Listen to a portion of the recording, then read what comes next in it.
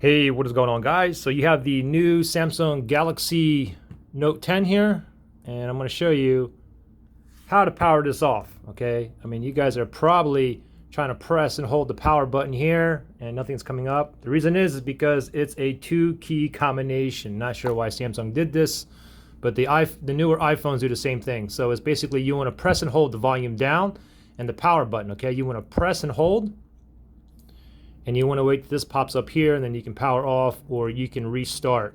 Now the thing is, if you go ahead and press both buttons really fast, it's going to take a screenshot. Okay, what you have to do is press and hold both buttons. Oops, let me do it again. Press and hold both buttons, and then there you go. Same thing as like the newer iPhones. I'm not sure why it takes like a two-key combination. For the iPhone, like the 10s Max, it's power button and volume down as well. So you have to use two fingers on both sides here to do that. Ridiculous. Anyways, that's how you turn the Note 10 off or restart.